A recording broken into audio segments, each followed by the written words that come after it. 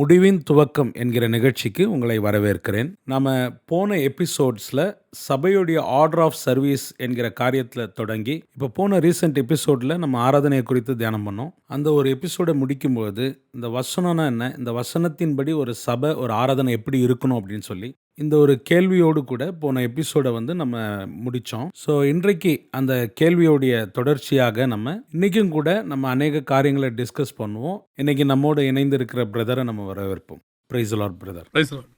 Brother, கடந்த சில எபிசோட்ஸில் நம்ம ஆர்டர் ஆஃப் சர்வீஸ் அப்படின்னு தொடங்கணும். அதில் கடந்த 2 எபிசோடில் ஆராதனையை குறித்து நிறைய விஷயத்தை நம்ம தெரிஞ்சுக்கிட்டோம். அதில் நம்ம கடைசியாக முடிக்கும் பொழுது ஒரு சபை என்பது ஆராதனையில் மற்ற காரியத்தில் வசனத்தை சார்ந்து இருக்கணும் அப்படின்னு சொல்லி நம்ம பார்த்தோம். அப்போ ஒரு வசனத்தில் நம்ம பார்த்தோம் அப்படின்னா இயேசு பேதுருவை பார்த்து இப்படி சொல்கிறாரு, நீ பேதுருவாய் இருக்கிறாய், இந்த கல்லின் மேல் என் சபையை கட்டுவேன், பாதாளத்தின் வாசல்கள் அதை மேற்கொள்வதில்லை அப்படின்னு சொல்கிறாரு. ஸோ நம்ம இன்னொரு பக்கம் பார்க்குறோம், அந்த கன்மலைனா கிறிஸ்து தான். அந்த கிறிஸ்து வார்த்தையாக இருக்கிறாருன்றதை நம்ம பார்க்குறோம். ஸோ ஒரு சபையுடைய ஃபவுண்டேஷன் எப்படி இருக்கணும், பைபிள் சொல்லுது வசனம் அப்படின்னு. அப்படின்னா வசனம் எவ்வளோ முக்கியமானது. நான் எதுக்காக இந்த கேள்வியை கேட்டேன் அப்படின்னா, ஆர்டர் ஆஃப் சர்வீஸ் அப்படின்னு நம்ம பேசிக்கிட்டு வரோம். ஸோ இந்த நாளிலும் கூட பைபிள் ஸ்டடியை குறித்து நம்ம கொஞ்சம் டிஸ்கஸ் பண்ணலாம். ஸோ அதனால் ஒரு வசனம்னா ஒரு சபைக்கு எவ்வளோ முக்கியமானது, அதை குறித்து நீங்கள் சொன்னீங்கன்னா அது எங்களுக்கு ஹெல்ப்ஃபுல்லாக இருக்கும். இல்லை, இப்போது நம்ம செய்தி நேரம் அப்படின்னு ஒன்று வச்சுருக்கோம். அதுதான் நம்ம செய்தியாக பார்க்குறோம் இல்லையா. பொதுவாக இந்த செய்தி தான், வார்த்தை தான் அஸ்திவாரம். இன்னும் சொல்லப்போனால் நீங்கள் சொன்னது கிறிஸ்து கண்மலை, அவர் தான் சபைக்கு அஸ்திவாரமாக இருக்கிறார். ஆகாத தள்ளைப்பட்ட கல் தலைக்கு மூளைக்கல் ஆயிற்று அவர். ஓகே, அதே நேரத்தில் அப்போஸ்தலர் உபதேசமும் அஸ்திவாரமாக இருக்குது. ஆமாம், வெளிப்படுத்தின விசேஷத்தில் நம்ம மணவாட்டி சபையை பற்றி புதிய எருசலேம் பற்றி பார்க்கும்போது 12 அஸ்திபார கற்கள் அப்போஸ்தலர் நாமங்கள் இருந்தது. அதை தான் நம்ம என்ன சொல்கிறோம்னா, அப்போஸ்தலருடைய உபதேசத்திலும் அந்யோன்யத்திலும் அப்பம் பிகுதலிலும் நாங்கள் ஒன்றா இருக்கிறோம் அப்படின்னு. ஸோ அப்போஸ்தலர் உபதேசம் என்பது ஆவியானவரால் அருளப்பட்டது, இயேசு கிறிஸ்துவின் மூலமாக வந்தது. ஸோ இது எல்லாமே நமக்கு வசனம் தான், ஃபுல்லாக பேஸ் வசனம் தான், வசனத்தின் அடிப்படையாக கொண்டு தான் எல்லாமே இருக்குது. ஆனால் இப்போ இங்கே என்ன பிரச்சனைக்குரிய விஷயம் அப்படின்னு சொல்லி பார்க்கும் பொழுது இந்த காலத்தில் உள்ளது என்னென்னா, இப்போ ஒரு ஆராதனையினுடைய நேரத்தில் செய்திக்கு நீங்கள் எவ்வளோ நேரம் ஒதுக்குறீங்க அப்படின்னு பார்க்க வேண்டியிருக்கு. செய்திக்கென்று ஒதுக்கப்படுகிற போது ஒரு சராசரி சிட்டிக்குள்ளே இருக்கிற செய்திகள் அந்த சபைகள் ஒரு 40 நிமிஷம் 45 நிமிஷம் ஒதுக்குறாங்க. அது சபையை பொறுத்து மாறுபட 1 மணி நேரம் ஒதுக்குறவங்க இருக்காங்க, 45 நிமிஷம் ஒதுக்குறவங்க இருக்காங்க.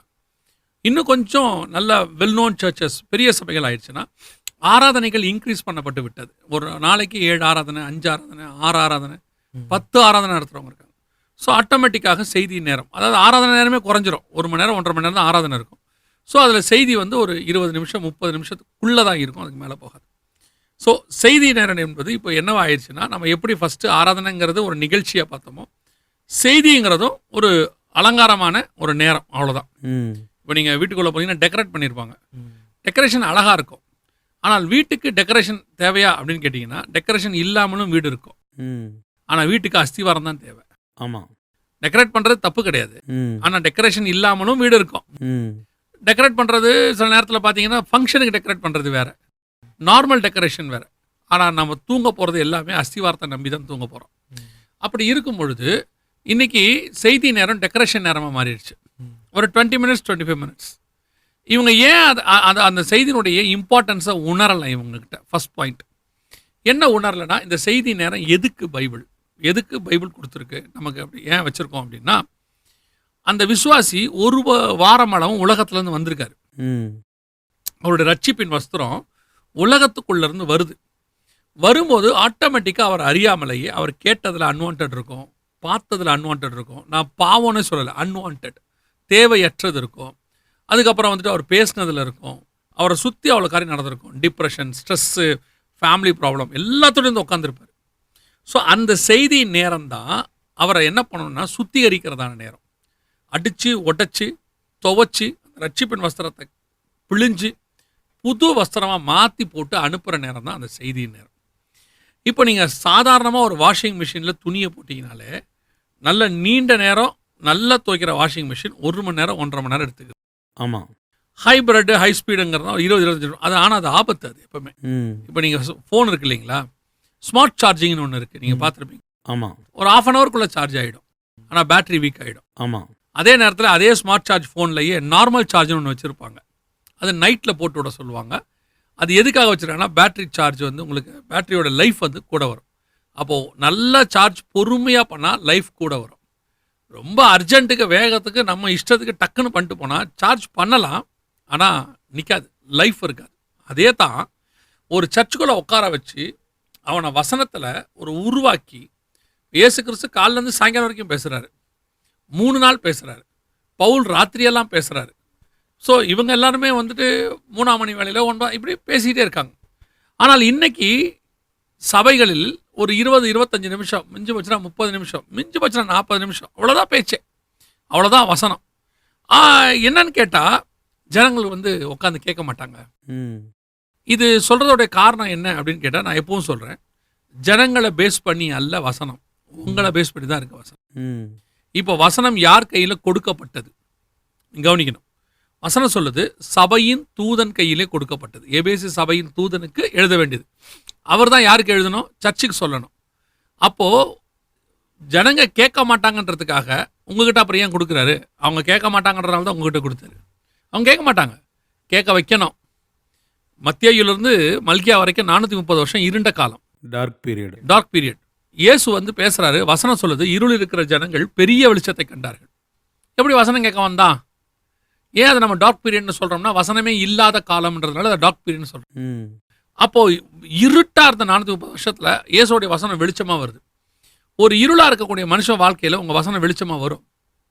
பட் நீங்கள் அதை கொடுக்குற விதம் தானே இருக்குது. அப்போ நீங்களே அவனுக்கு போதும் அப்படின்னு நினைக்கிறீங்க. ஒரு காலத்தில் தாய் ஃபீட் பண்ணுற வரைக்கும் எதிர்ப்பு சக்தி பிள்ளைகளுக்கு நல்லா இருந்துச்சு. எப்போ அந்த ஃபீடிங்க்கு பதிலாக மற்ற பாட்டில் பால்களாக வந்துச்சோ ஆட்டோமேட்டிக்காக ஒரு ஜென்ரேஷன் வீக் ஆகிடுச்சு. அந்த ஜென்ரேஷன் வீக் ஆனதுக்கு இதுதான் காரணம்னு இன்னும் அவங்க யாருமே வெளியே ஒத்துக்க மாட்டாங்க. அதுக்கு 1000 காரணம் சொல்லுவாங்க. ஆனால் கலங்கம் இல்லாத ஞானப்பால் கர்த்தரிடத்துல வந்த தாய்ப்பாலுக்கு ஈக்குவலானது அது. அதை வந்து கர்த்தர் நம்ம கொடுத்துருக்கிறார். ஆனால் இதை வந்து இன்றைக்கி நம்ம ஃபீட் பண்ணுறதில்ல. அவர் சொல்கிறார், பவுல் சொல்கிறார், நீங்கள் குழந்தை இருக்கிற அப்படின்னா உங்களுக்கு நான் பாலை உன்னை கொடுத்தேன். அப்போ அந்த பாலுங்கிறத வந்து ஃபீட் பண்ண வேண்டியது. இவங்க ஃபீட் பண்ணலையே. இவங்க எல்லாம் பாட்டில் பால் மாதிரி அர்ஜென்ட். நீங்கள் ஒரு இடத்துக்கு போயிட்டே இருப்பீங்க, நீங்கள் ஃபாரின்லாம் போனீங்கன்னா உட்காந்து குடிக்க நேரம் இருக்காது, டக்குன்னு ஒரு இதில் வாங்கிட்டு அப்படியே போயிட்டே இருப்பாங்க. அந்த மாதிரி பாட்டில் ட்ரிங்க்குக்கு வந்துட்டீங்க நீங்கள் கவர்ச்சியாக.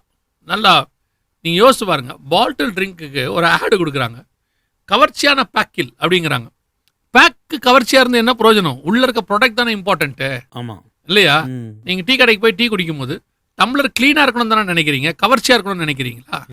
இல்லை. ஆனால் இன்னைக்கு என்ன பார்க்கப்படுகிறதுனா வெளியே கவர்ச்சியாக இருக்குது, உள்ள தாகத்தை தீர்க்கிற தண்ணி இல்லை. உள்ளே இருக்கிறதெல்லாம் ஆர்டிஃபிஷியல் கார்பனேட்டட் வாட்டர், உள்ளுக்குள்ளே இருக்கிறதெல்லாம் ஃப்ளேவர்டு வாட்டர், என்னென்னமோ ஃப்ளேவரை போட்டு வச்சுருக்காங்க. ஆனால் தாகத்தை தீக்குமா? அந்த நேரத்துக்கு நீங்கள் நல்ல வெயிலில் போய் நிற்கும் போது ஒரு ஃப்ளேவர் ட்ரிங்கை குடிக்கிறீங்க, குடிக்க நல்லா இருக்கும் எல்லாருக்கும். ஆனால் தண்ணி தான் தாகத்தை தீர்க்கும். இது அந்த நேரத்துக்கு, இதை ரெகுலராக குடிக்க முடியாது. இன்னைக்கு சர்ச் வந்து ஃப்ளேவர் ட்ரிங்க்குள்ளே போயிடுச்சு, கார்பனேட்டட் வாட்டருக்குள்ளே போயிடுச்சு, ஆர்டிஃபிஷியல் ட்ரிங்க்குள்ளே போயிடுச்சு, அட்ராக்டிவ் ட்ரிங்க்குள்ளே போயிடுச்சு. ஆனால் இங்கே தேர்ஸ்ட்டை தீர்க்கக்கூடிய தண்ணி கிடையாது. ஏன்னா இவங்களால கொடுக்க நேரம் கிடையாது இப்போ. ஏன்னா இவங்க வந்துட்டு ஒரு முந்தியெல்லாம் பார்த்தீங்கன்னா சினிமா 4 ஷோ ஓடும், ஸ்பெஷல் டேஸ் வந்துச்சுன்னா 5 ஷோ ஓடும், ஏர்லி மார்னிங் ஷோ ஒன்று. சில நேரத்தில் பண்டிகைக்கு நைட் ஒரு ஷோ வைப்பாங்க. நாங்கள் சொல்கிறது எலெக்ஷன் டயத்தில் 24 hours படம் ஓடும் ஓட்டு என்ற போது. இவங்க அந்த மாதிரி ஆக்கிட்டாங்க. இப்போ இவங்களுக்கு வந்து 5 ஷோ 6 ஷோ 7 ஷோ, கூட்டம் வருது, கை தட்டுது, சந்தோஷமாக இருக்க போகுது. டேக்அவே என்ன?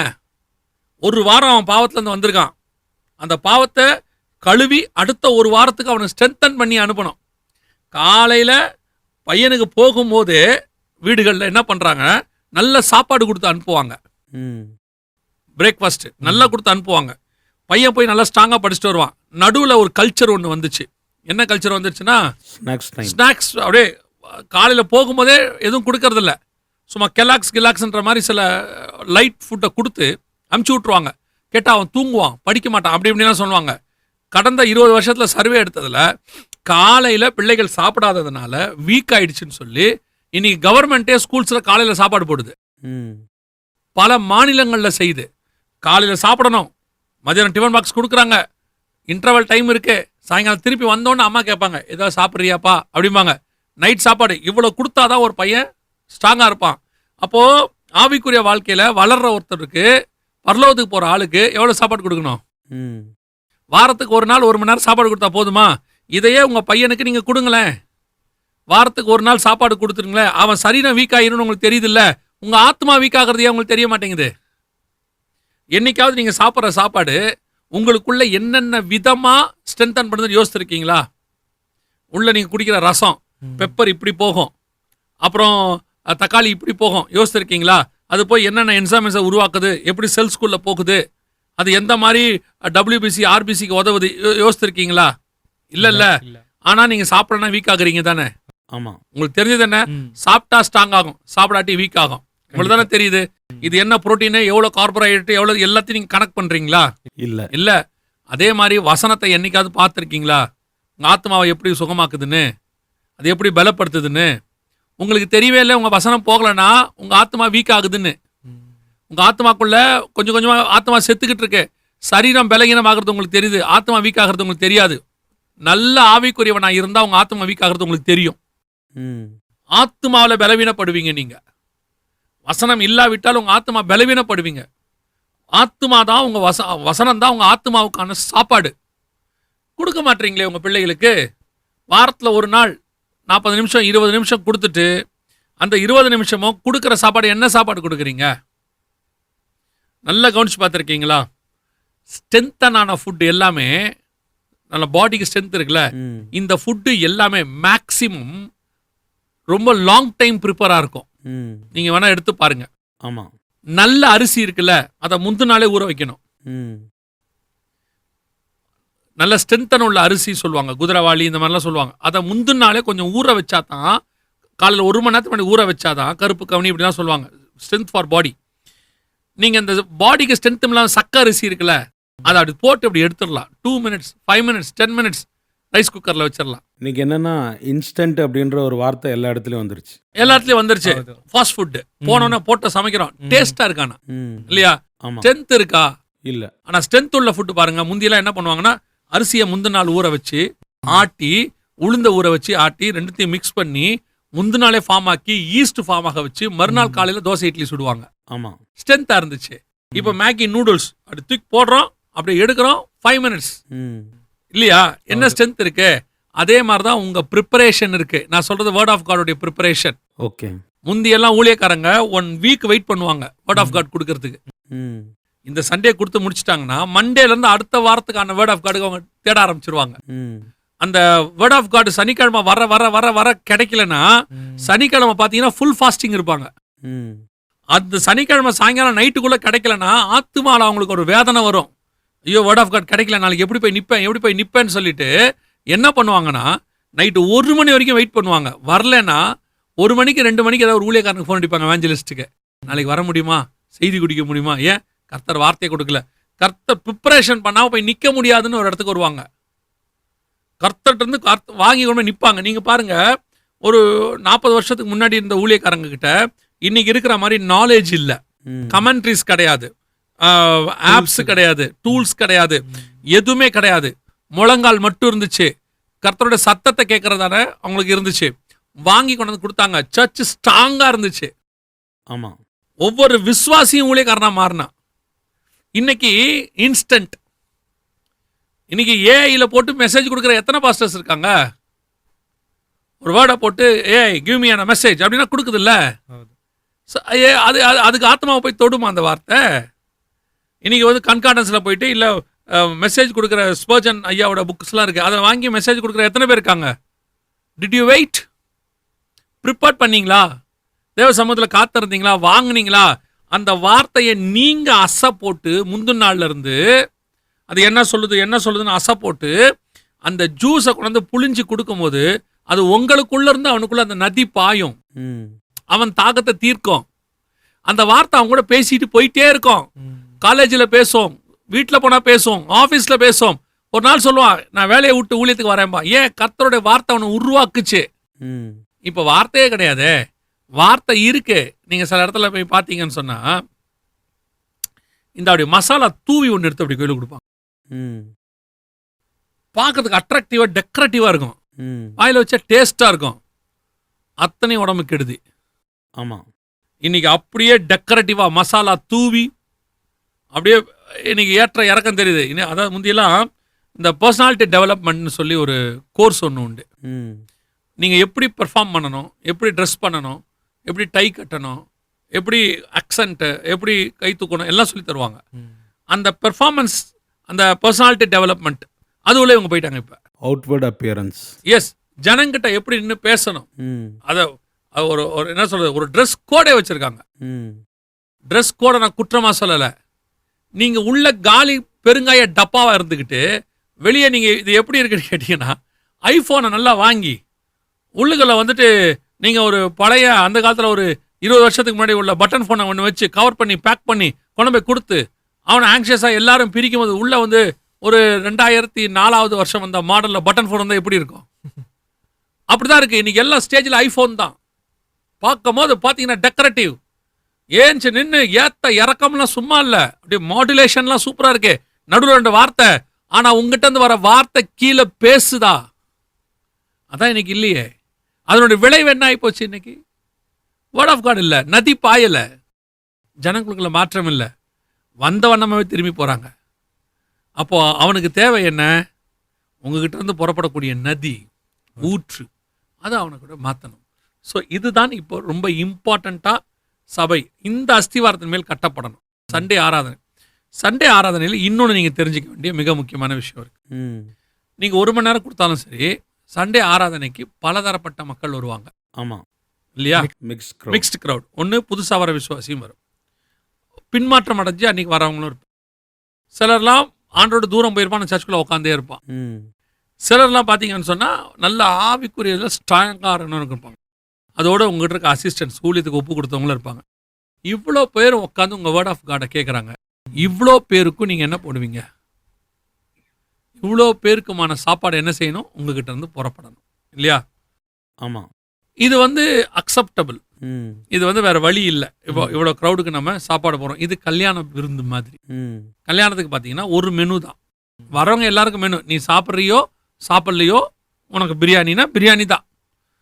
அவங்களே இப்போ என்ன பண்ணுறாங்கன்னா, கல்யாணத்தில் வெஜ்ஜு நான்வெஜ்ஜுன்னு 2ஆக பிரிச்சிடுறாங்க. ஆமாம். வெஜ்ஜு சாப்பிட்றவங்களுக்கு வெஜ்ஜு, நான்வெஜ் சாப்பிட்றவங்க நான்வெஜ்ஜு அப்படின்னு பிரிச்சிடுறாங்க. ஒரு சிலர்லாம் வந்து சிக்கன் சாப்பிட மாட்டேன்றவங்களுக்கு வெஜ்ஜுக்கு அமுச்சு விட்டுறாங்க. இப்படி பிரித்து வச்சுருக்காங்க. ஆனால் சபைக்குள்ள அத்தனை பேருக்கும் ஒரு சாப்பாடு தான். உடனே இவங்க என்ன கேட்பாங்க, அப்போது 5 மெசேஜ் கொடுக்க சொல்கிறீங்களா?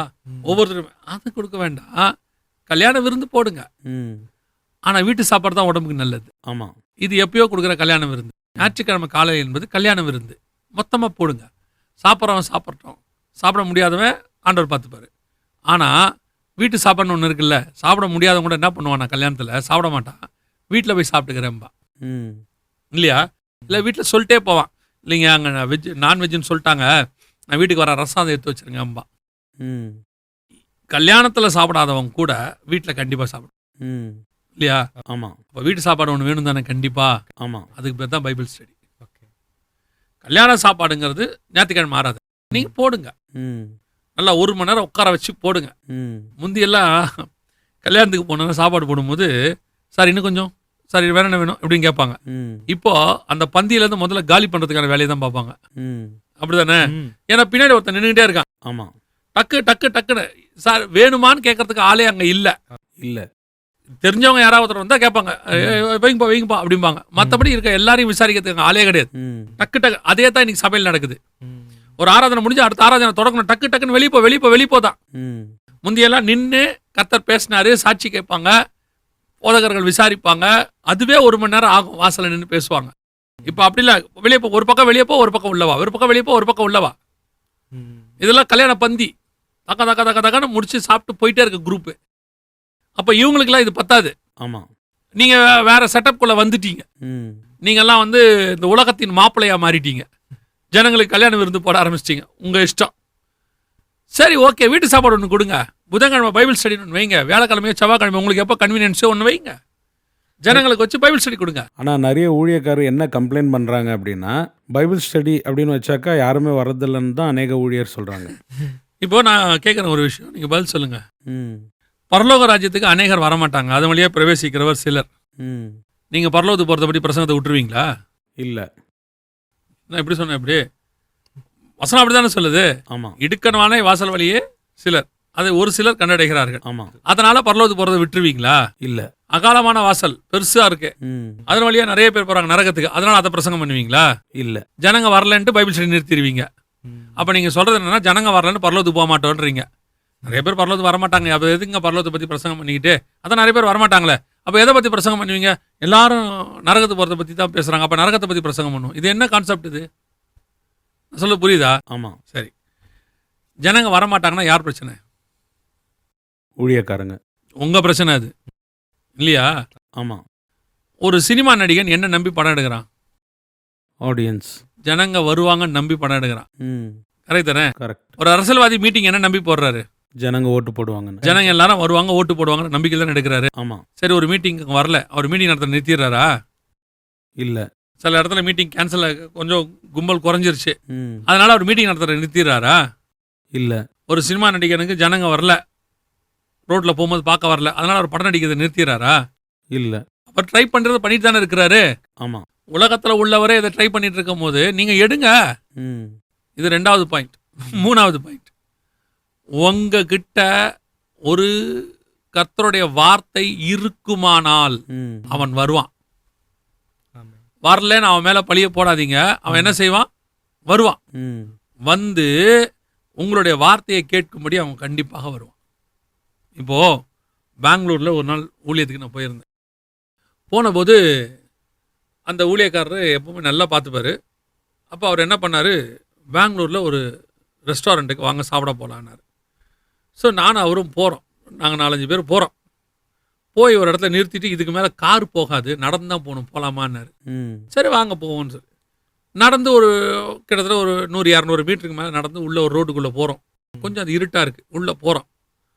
போனோன்னா அந்த லாஸ்ட்டில் லெஃப்டில் அந்த கடை இருக்குது. ம். அட்ராக்டிவான ஏரியாவே இல்லை, ஒன்றுமே இல்லை, அங்கே கிடக்கு அந்த கடை. நான் கேட்டேன், எப்படி இந்த கடையை கண்டுபிடிச்சிங்க?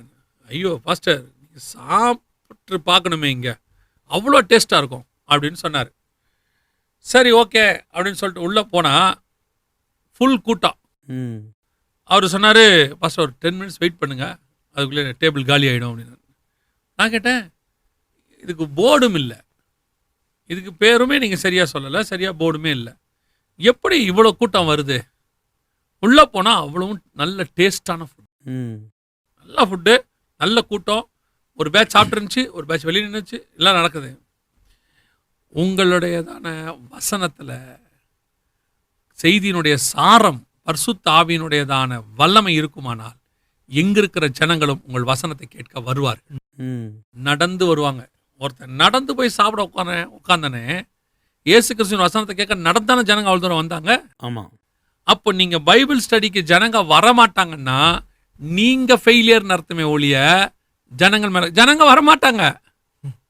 ஜனங்க வரமாட்டாங்க. ஒருத்தன் ஒரு இடத்துல திடீர்னு கடை ஒன்று போடுறான், ரெஸ்டாரண்ட், ஒரு டீ கடை, ஏதோ ஒன்று போடுறான், இல்லை ஏதோ ஒரு கடை புதுசா எதை நம்பி அவன் கடை போடுறான்?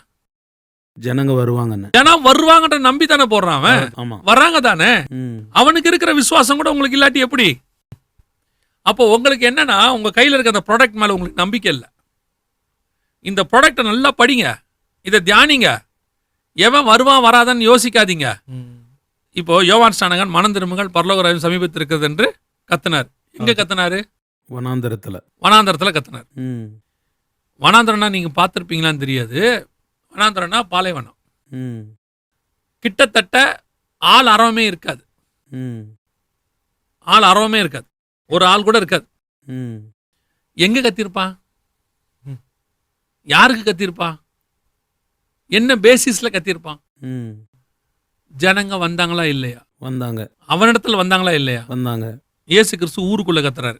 ம். 2 பேரும் ஒரே மெசேஜ். இவன் வனாந்தரத்துல கத்துறான், இயேசு ஊருக்குள்ள கத்துறாரு. இவன் வனாந்தரத்துல கத்தும் போது ஆள் இல்ல, ம். இயேசு கத்தும் போது இருண்ட காலம், இருள் இருக்கிற ஜனங்கள் பெரிய வெளிச்சத்தை கண்டார்கள். இவங்க 2 பேரும் என்ன நம்பிக்கையில கத்துனாங்க? ஜனங்க வருவாங்கன்னு. கர்த்தர் கொண்டு வருவார், நான் கரெக்டா இருந்தா அது வரும். கண்டிப்பா யோவான் ஸ்நானகன்கிட்ட ஜனங்க வந்தாங்களா இல்லையா? வந்தாங்க. இயேசு கிட்ட வந்தாங்களா இல்லையா? வந்தாங்க. உங்ககிட்டயும் வருவாங்க. உங்க கூட இயேசு இருந்தால், உங்க கூட ஆவியானவர் இருந்தால், இயேசு மேல இருந்த ஆவியானவர் உங்க மேல இருந்தால் நீங்கள் பேசும்போது ஜனங்கள் வருவார்கள். வரணும். ஒரு லைட் இருந்தா விட்டில் பூச்சி வரணும். ஆமா தானே? அது இயல்பு. அது உருவாக்கி வச்சிருக்கார் ஆண்டவர். அப்படி இருக்கும் பொழுது உங்க வசனத்துக்கு, அந்த தாகத்துக்கு, அந்த வாசனைக்கு ஜனங்க வருவாங்க. நீங்க ஜனங்க முதல்ல நீங்க ஜனங்களை ஏன் கான்சென்ட்ரேட் பண்றீங்க? வனாந்தரத்துல கத்துங்க. உங்க உண்மையை பார்த்துட்டு கர்த்தர் ஜனங்களை கொண்டு வந்து போடுவார். உங்களை பரலோகம் நம்புதா? உங்களை பரலோகம் நம்புனா உங்ககிட்ட பரலோகம் கொடுக்கும். உங்க மேல பரலோகத்துக்கு நம்பிக்கை வரணும். பரலோகத்துக்கு நம்பிக்கை இருக்கா உங்க மேல?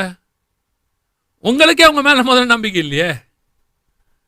ஒரு வரத்தையோ, ஒரு வசனத்தையோ, வெளிப்பாடையோ ஆண்டவர் வந்து நம்பணும்ல. ஒரு ரகசியத்தை யோவான்ட்ட சொல்லணும்னா அவனை நம்பணும் கர்த்தர். அதே மாதிரி உங்க கூட கர்த்தர் வசனத்தை கொடுக்கணும்னா கர்த்தர் உங்களை நம்பணும். நம்பினால் ஒழிய வசனம் வராது, வெளிப்பாடு வராது. அப்போ கர்த்தருடைய சமூகத்துல காத்திருந்து அவர் கூட இருந்து, ஆண்டவரே இந்த வசனத்தை அந்த ஜனங்களுக்கு கொடுக்கணும்னு சொல்லி ஒரு வாஞ்சையோட நீங்கள் காத்திருக்கும் போது, நீங்கள் கொடுக்கும் பொழுது பரலோகம் உங்களை நம்பி பொக்கிஷத்தை கொடுக்கும். நீங்கள் அதை கொடுக்கும் போது அதை வாங்கும்படி ஜனங்கள் வருவார்கள். எங்க இருக்கிறவர்களையும் எந்த இடத்துல இருந்து காடையை கொண்டாந்து பாளையத்தில் போட்டுருவார். எங்க இருந்து மண்ணாவை கொண்டாந்து போட்டுருவார். நீங்க இருக்கிற இடத்துக்கு வாசலுக்கு மண்ணா வந்துடும். நீங்க போய் வெளியே எடுத்துட்டு வர டிஸ்டன்ஸ்ல மண்ணா வந்துடும். அதை கர்த்தர் செஞ்சிருவார். அதெல்லாம் கர்த்தர் ஈஸியா செய்வார். பட் அந்த ஆள் யாரை நம்பி நான் கொடுக்க? இப்போ நம்ம எல்லாரும் இருக்கிறோம். திடீர்னு வந்துட்டு நான் வந்து ஒரு பர்சன் நம்பி உங்களை நம்பி கொடுக்கணும். அங்க இருக்கிற எல்லாரையும் பார்க்குற டக்குன்னு ஒரு பர்சன் கொடுக்கணும். எனக்கு உங்க மேல நம்பிக்கை வரணும்ல. வராம நான் எப்படி பர்ஸ் கொடுப்பேன்? ஆமா. எங்கிட்ட அவர் எதையுமே நம்ப மாட்டேங்கிறாரு. ஏன்னா நம்புற மாதிரி நீங்க நடக்கணும், அவ்வளவுதானே. ஆமா, அதைத்தான் பரலோகம் எதிர்பார்க்க. ஒரு ஊழியர் என்ன சொல்றாருன்னா, பிரதர், ஒரு ரியல் growth ஆஃப் சர்ச் அப்படின்னா என்னன்னா, சண்டே சர்வீஸ்க்கு எவ்வளோ பேர் வராங்கன்றது முக்கியம் இல்லை, பைபிள் ஸ்டடிக்கு எவ்வளோ பேர் வராங்களோ அதுதான் ஒரு சர்ச்சோடைய ரியல் growthன்னு சொல்றாரு. ஆமா, எங்களுக்கு ஆண்டவர் சொல்லி கொடுத்தது என்னன்னா, பரலோகத்துக்கு ஒரு சபையிலேருந்து இவங்கெல்லாம் வருவாங்க. நீங்க எதை வச்சு நிச்சயம் பண்ணிக்கலாம்னா, பைபிள் ஸ்டடிக்கு வரவங்கள வச்சு. பைபிள் ஸ்டடிக்கு வரவங்கள பரலோகத்துக்கு ஒர்த்து கூட்டம் இருக்கு.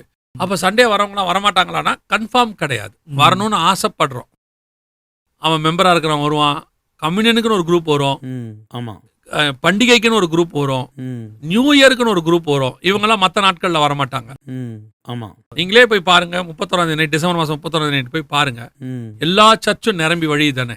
அப்ப எல்லா சண்டையும் எல்லா சர்ச்சும் அப்படிதான் நிரம்பி வரையணும். ஆமா, வரல இல்ல. இவெல்லாம் only for festival people, new year people, communion people, Sunday service people. ஆனா பைபிள் ஸ்டடிக்கு ஒருத்தன் வரான்ல, தேடி அவன் அன்னைக்கு அது வீக் டேஸ் அவன் வேலைக்கு போவாங்க.